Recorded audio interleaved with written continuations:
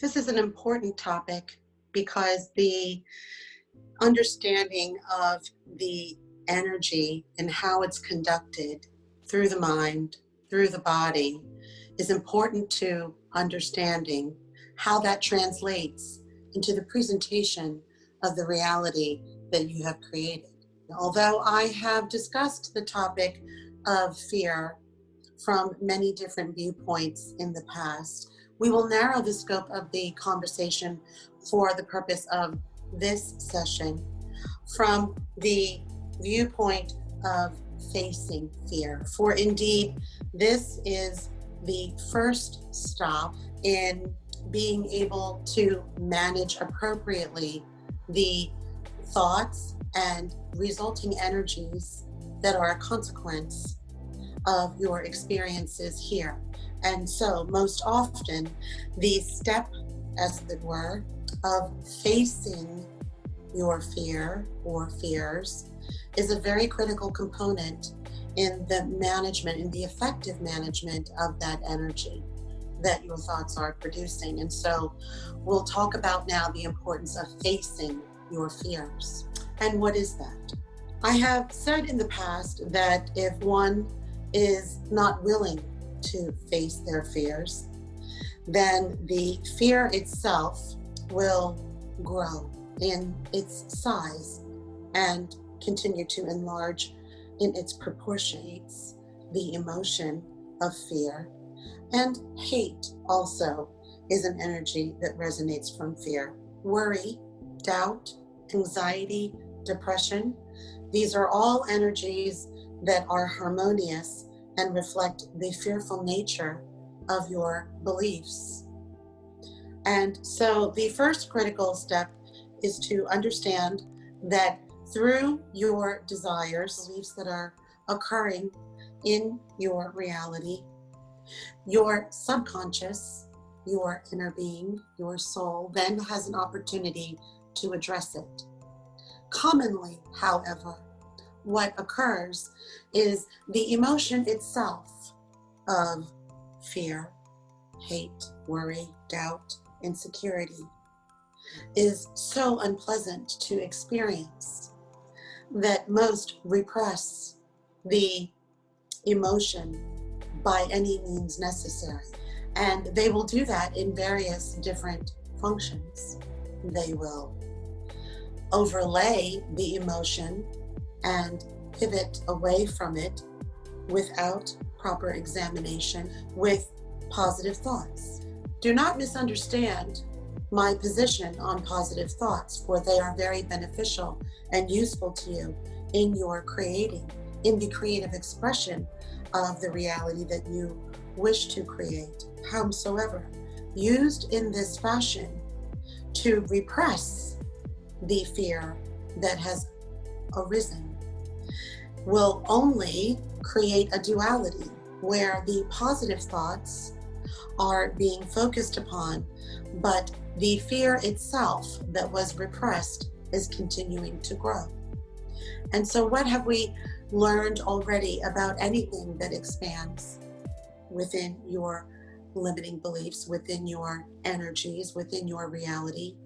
That which grows gets bigger and will manifest in your reality continually until you face the fear, or you are willing to engage the first step of facing it and acknowledging its presence.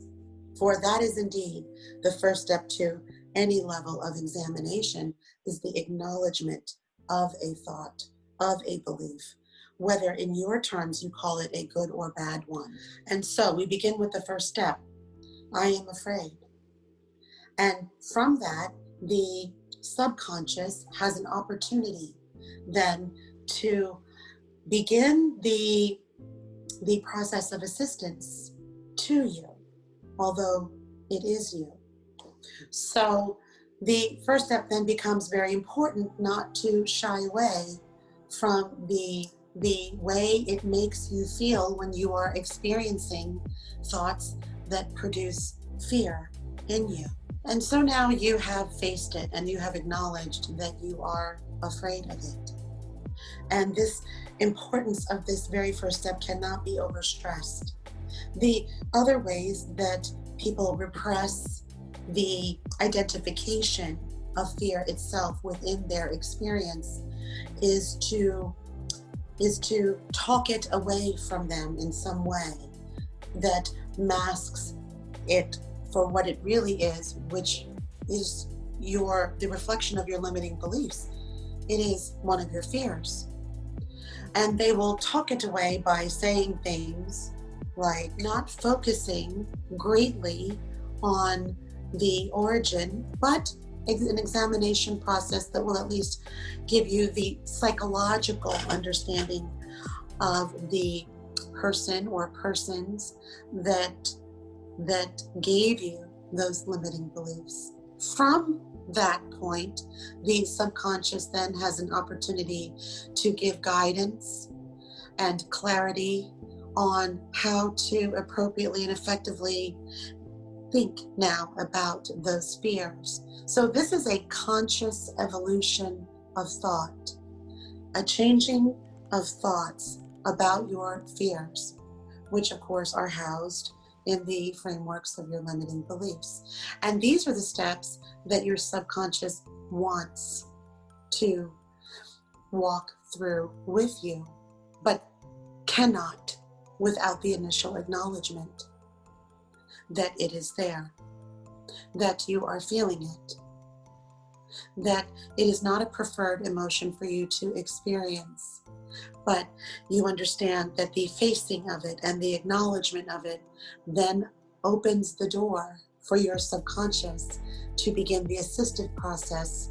of helping you understand how to effectively manage the energy and also gain the experiences of overcoming the energy integrally necessary for your subconscious to have the ability to then assist you with the next natural steps, which are the thoughts and communications that it has of your fears, of the limiting beliefs, of your ability to understand where they came from, you see.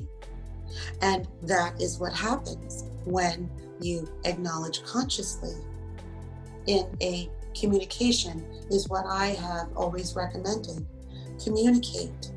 If you have no one that you feel comfortable with to have such a communication with, then you should write it down so that you can look at it. This is also an acceptable way for you to face your fear or fears, depending on how many are being triggered that were lying latent within the construct of your limiting beliefs.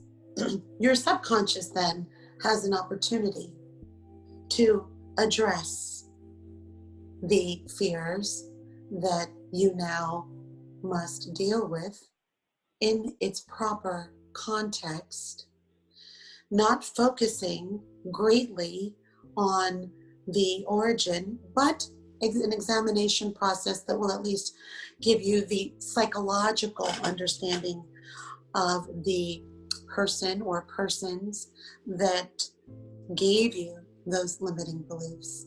From that point, the subconscious then has an opportunity to give guidance and clarity on how to appropriately and effectively think now about those fears. So this is a conscious evolution of thought, a changing of thoughts about your fears, which of course are housed in the frameworks of your limiting beliefs. And these are the steps that your subconscious wants to walk through with you, but cannot without the initial acknowledgement that it is there, that you are feeling it, that it is not a preferred emotion for you to experience, but you understand that the facing of it and the acknowledgement of it then opens the door for your subconscious to begin the assistive process of helping you understand how to effectively manage the energy and and also gain the experiences of overcoming the energy, so that the energy itself begins to, over time, with the repetition of this process, begins to have less and less of a foothold in your consciousness. For this is the definition of growth. This is the definition of expansion that so many have spoken of.